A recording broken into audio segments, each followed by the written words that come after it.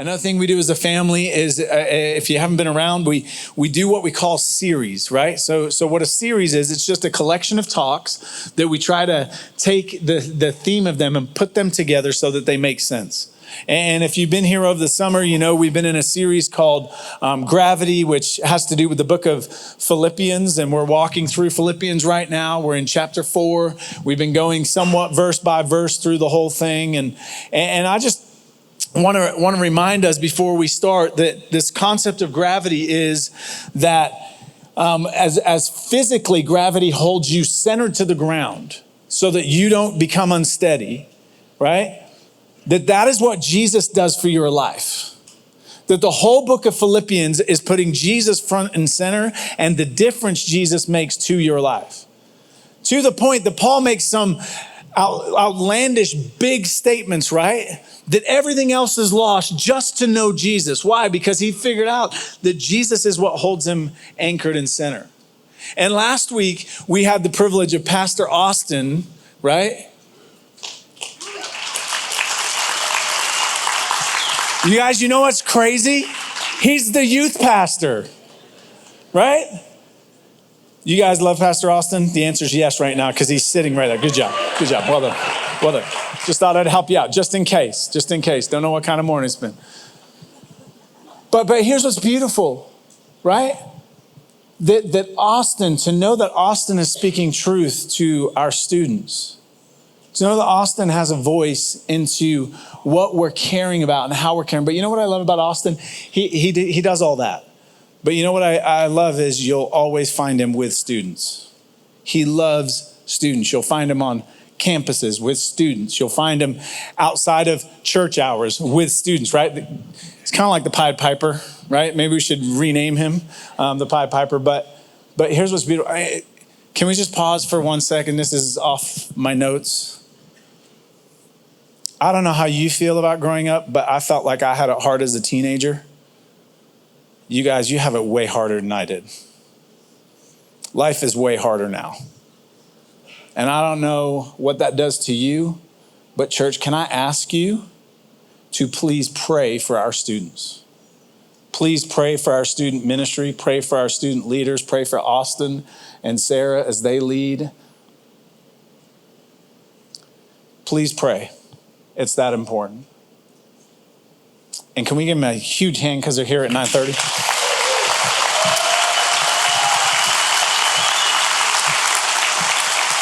And so we're in a series on gravity, and you heard Austin talk about last week this idea of peace and our mind and how what we think about can change our life. And so Paul's been building, right? And there's this theme of joy and there's this theme of peace all the way through what he's been writing. And it really builds in chapter 4.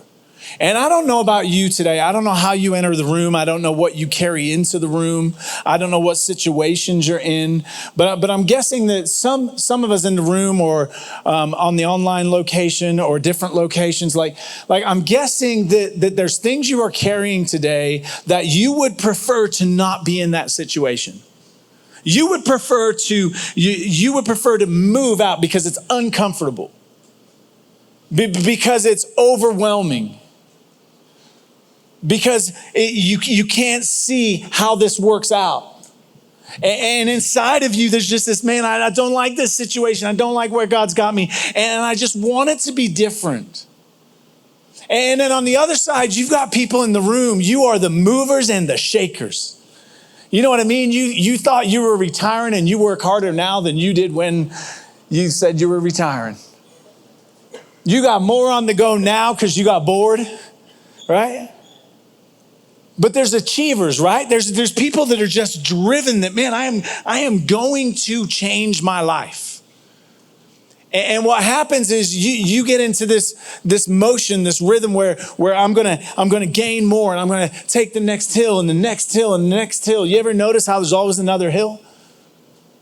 And where you are is not satisfying, right? So I gotta move beyond here and I gotta get to there. And when I get to there, I'm going to achieve and I'm going to have what I want. I have a sentence, a thought to kind of work around today. And it's this idea of what we assume about, right? We assume We make this assumption based on some form of truth that we have. But we assume that what we want will bring satisfaction. We live with an assumption.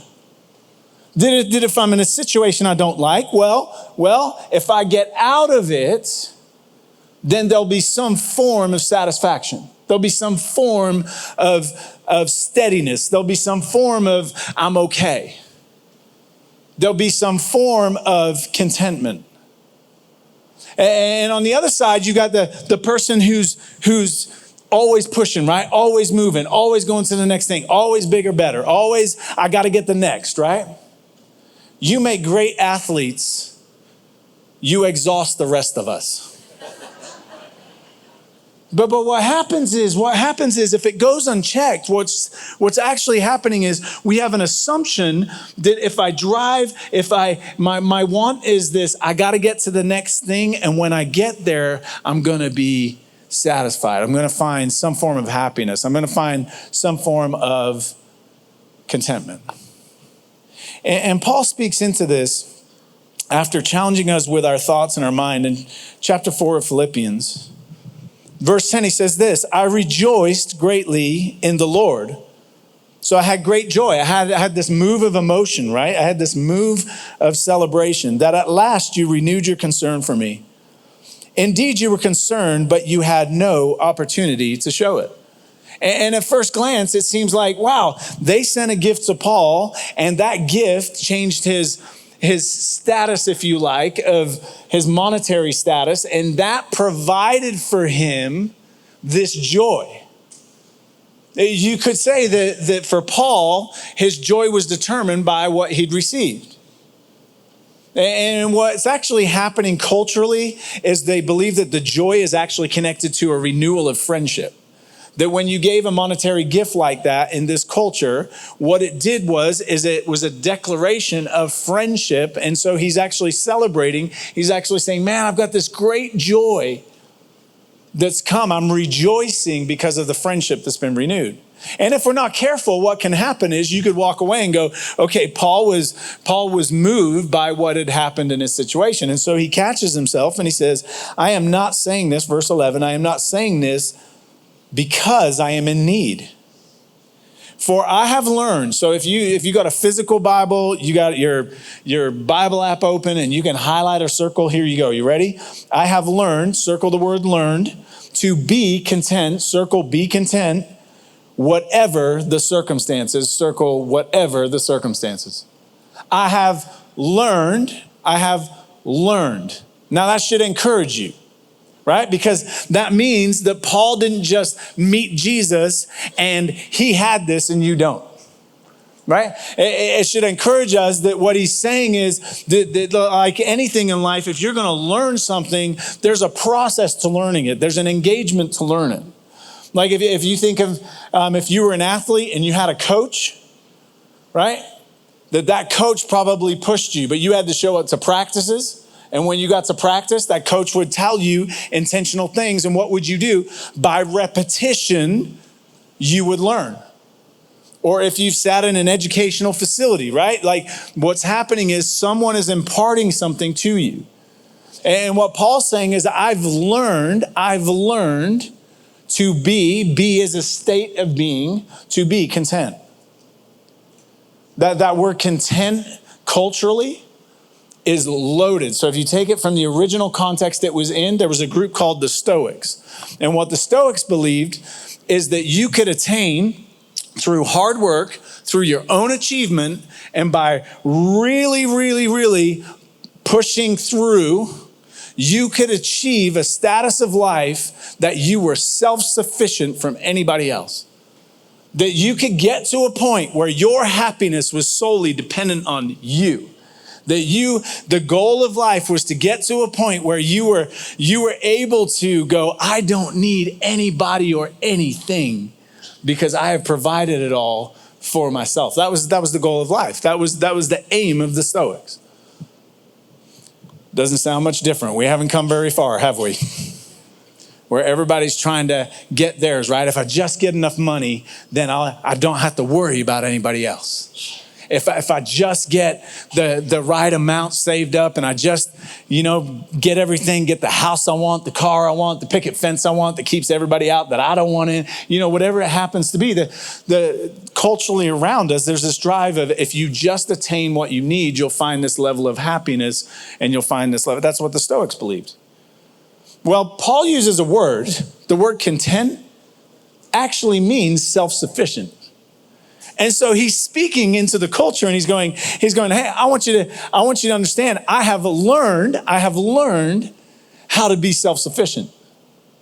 Which the culture of today would have gone, wait, how did you figure this out? Right? And then he says, whatever the circumstances. Well, that takes a little turn.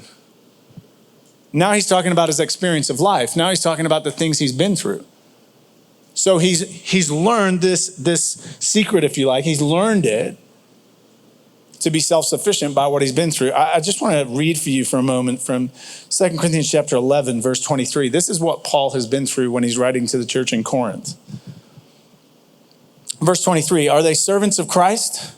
I am out of my mind to talk like this. I am more. I have worked much harder, been in prison more frequently, been flogged more severely, been exposed to death again and again. Sounds like fun, right? 5 times I received from the Jews 49 lashes minus 1. 3 times I was beaten with rods. Once I was pelted with stones. 3 times I was shipwrecked. I spent a night and a day in the open sea. Okay, my boy, Paul, he needs to stay off of boats. Like, I got shipwrecked once, I'm not going back, right? Shipwrecked 3 times. 3 times. Like, I want you to get a picture, right? One of the times he gets shipwrecked, he's in the open sea, hugging a piece of wood, right? Hugging a box, whatever he happened to have, just to survive. This is the life context that he is gaining, the education, if you like, that he's having. Verse 26, I have been constantly on the move. I have been in danger from rivers, in danger from bandits, in danger from my fellow Jews, in danger from Gentiles, in danger in the city, in danger in the country, in danger at sea, and in danger from false believers. That pretty much is everything and everywhere he's been in danger. I have labored and toiled and have often gone without sleep. I have known hunger and thirst. I have often gone without food. I have been cold and naked. Besides everything else, I face daily the pressure of my concern for all the churches. And so all of that is the learning ground, the experience ground for what he's about to tell you. So back in chapter 4, then in verse 12, he says this, I know what it is to be in need, and I know what it is to have plenty. He goes, I understand. When I was in need, I was shipwrecked. When I was in need, I was beaten to the point of almost dying. When I was in need, I was getting pelted with stones. When I was in need, that word need is this idea to lack to a point of poverty, right? And so what he's getting at is that, hey, I've been on that extreme, but what I want you to catch is this. He's also been on the other extreme. That word that he uses for plenty is the idea that it abounds, right? That it's above and beyond. He's saying, I've been on this end and I've been on this end. And what I want you to catch is this. You ever had an experience like it's people have built it up like it's going to be the best experience of your life, right? Or you take somebody, this is even more annoying, okay? You take somebody and you're like, oh, this is going to be the best. I can't wait for them to experience this. And you get there and they complain and they only see what's not good and they're dissatisfied. And you're like, why did I bring you? I should have shipwrecked you, right? But the idea is that what Paul's getting at is he goes, hey, you can actually have an awful lot and not be satisfied. You know that, right, church? You know, you can give your whole life to chase something that you think will bring satisfaction. You can attain whatever you want. It doesn't mean that when you get there, you'll actually have peace and find yourself in a spot of contentment. I found this week that was interesting. You know, the opposite of contentment, I always thought was more. just to strive for more, but it's not. The opposite of contentment is discontentment, right? It's being unsatisfied.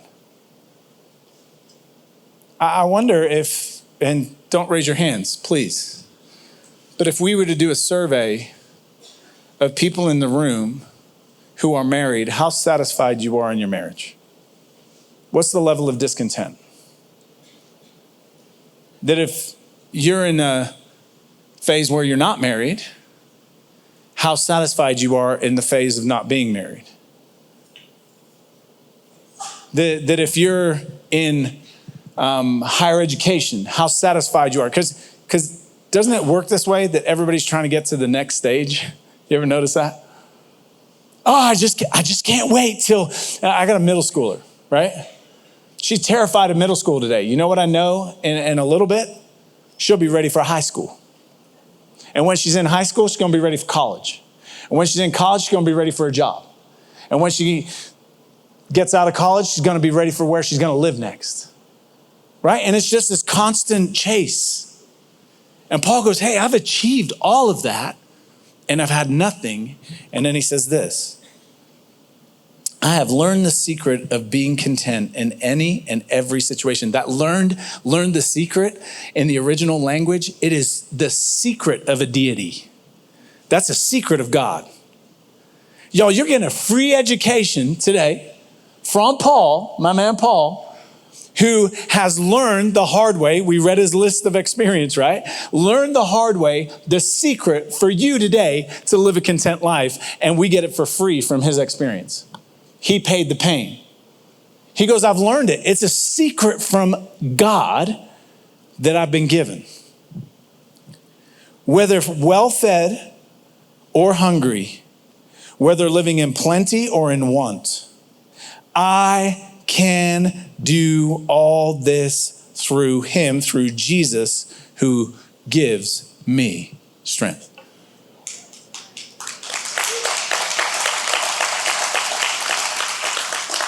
You ever see this verse used in a weird way? You know what I mean? The guy at the gym, he's got the tattoo on his arms. So that when he lifts the weight, it actually like swells, you know? He's like, oh, I can do all things through Christ who strengthens me. Not sure this verse means that. If that's you, I apologize. Kinda. I hope you laugh when you look in the mirror tomorrow and you're like, yeah. You can tell I don't go to the gym. I mean, you ever see the person they're about to go out the plane, right? Skydiving. I can do all things through Christ who strengthens me. And that's how we treat this, right? I mean, you heard Joanne talk about the worship team. Some of you are sitting there like, I've never played the drums before, but I can do all things through Christ who strengthens me. Please sign up. I want to see your audition. Right? We have a weird grabbingness because here's the problem. The context is key. And the context is contentment. The context is that we would not go through this life constantly wishing we weren't where we were and constantly wanting something else and constantly trying to fight for something else. The context is key because the context is even in this, I'm okay. I'm content. I'm completely satisfied. It reminds me of Baymax. I don't know if you ever saw that movie. Are you 100% satisfied? And he can't shut down till he gets there, you know? Like I hear that voice. Are you satisfied? Are you content? Because the secret is I can do all things, all this. What is the this? Whether I'm in a time of need and I'm in a time of hurt and I hate the situation I'm in and I wish for something different, or I've got so much and I'm blessed beyond blessed and everything's working out the way I wanted. Paul goes, none of that matters to me. I am content. Remember that word self-sufficient? This is where it differs from the Stoics. Because the Stoics said it's all inside of me to be self-sufficient. And what Paul says is, no, it is Christ's sufficiency that makes me self-sufficient. That it's in Jesus and Jesus alone is what Paul's saying. That in Jesus is where I find my contentment. And when I'm in Jesus, when I'm reliant on Jesus, guess what happens? When I'm reliant on Jesus, it doesn't matter what's happening around me. The strength he gives me allows me to stay steady. There is strength for you to be steady today. Remember we talked about gravity, how it holds you in place? What Paul's getting at here is that in Jesus, you are held steady no matter what stage you're in. That those stages don't affect you.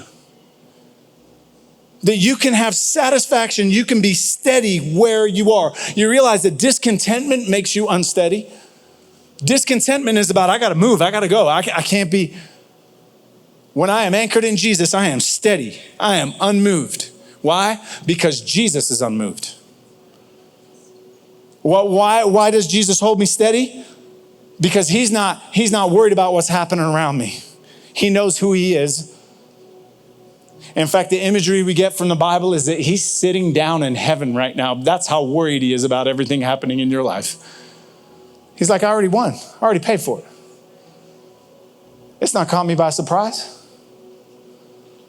That when you're down here and you're on that little hamster wheel and you're like, man, I'm going to achieve and I'm going to get and I'm going to, God, Jesus, I really do think he laughs at us, by the way. He's like, you just go, slugger. You're going to realize it's not satisfying when you get there. And when you get there, I'll be ready to show you what contentment really is. There's strength in Jesus, so I can do all this through him who gives me strength. Well, what is that strength? He gives you strength to remember who you are. Because who you are is a child of God. Who you are is loved. Who you are is forgiven. Who you are is free. Who you are is redeemed. Who you are is a citizen of heaven. Who you are is his kid. And none of that changes when everything around you is changing. That doesn't change. That's where the satisfaction comes from, is I know who I am. So guess what? When that person gets in your whatever social space and they begin to talk those words over you, guess what? Those words don't define you. Why? Because Jesus defines you. And I find my satisfaction in Jesus. So guess what? You throw at me what you want to throw at me, because why? It doesn't change who I am, because I didn't make who I am. Jesus made me who I am.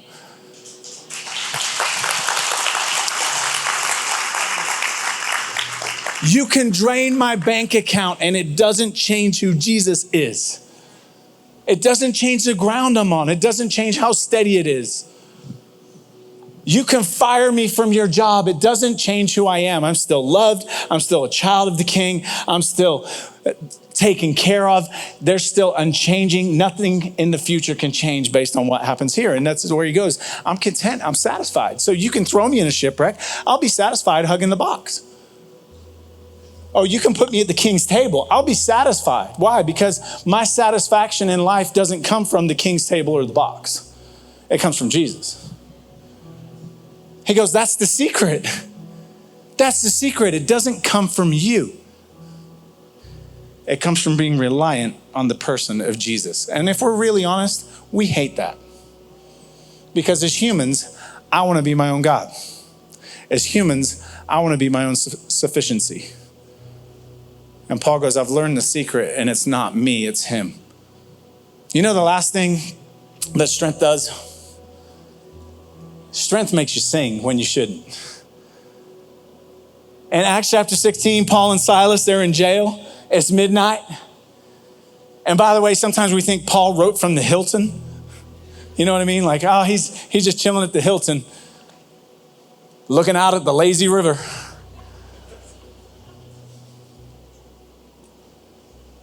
Paul's in jail. More than likely it stank where he was. It was stinky.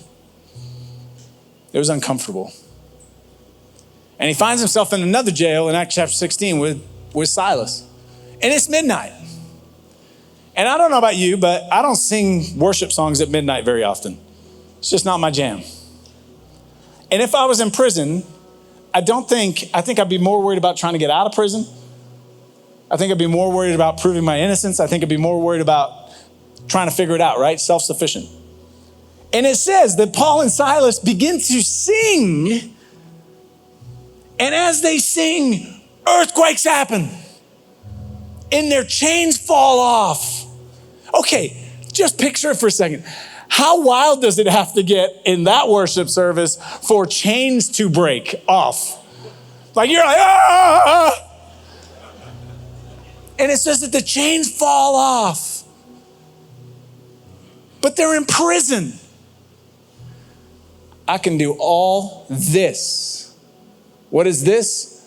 I can be content right here in the worst circumstance, and his strength will give me a song. My singing is not determined by my circumstances because I'm content in Jesus. That's what he's saying, church. So here you go. You ready? We started this out with the situation you're in, you have a want. Right? You either want to get out because where you're at today just is super uncomfortable. You never chose it. You hate it.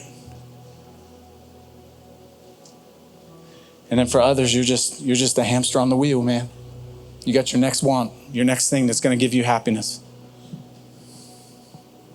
What's your want today? I don't. If you're new to the family, you're going to learn something real quick. You can have a church answer. It's just the lame answer. You know what I mean? The one you should say because you're in church. Yeah, we don't like those. But what we do like is the posture of the heart. What is it that I really want today that I think will make me content tomorrow?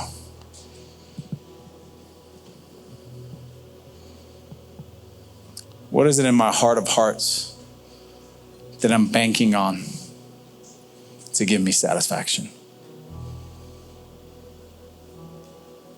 And now I'm going to ask you to do something, because I can do all this through Christ who gives me strength. We're going to sing with all of that in the room, all those wants. And we're going to sing together, and we're going to have a holy moment of surrendering it. A holy moment of centering back on the person of Jesus as our cornerstone for life. That even in this, I can be content, and even in this, I can be content. Would you pray with me, God? We come before you. We're so grateful for who you are. God, thank you for being our God today. Thank you for loving us unconditionally. Thank you for the way that you have poured out your spirit to us. That God, in any and every situation, we're never alone. God, in any and every situation, you are rock solid. You are unchanging, have not moved. You will be the same tomorrow. God, it is us that change. It is us that seek. It is us that chase wants and desires. It is us that can't stand the shipwreck moments. God, would you meet us there today, and would you remind us that it is in Jesus and Jesus alone that we can stand. God, would you help us as we lift our voices to praise you? Would you help us cement in our hearts and our souls that where we find rest, where we find peace, where we find satisfaction, where we find our contentment is in Jesus. Would you allow us to lay our wants to the side, to surrender those, even as we sing about you, our cornerstone. We love you. Thank you for saving us. And everybody said, amen.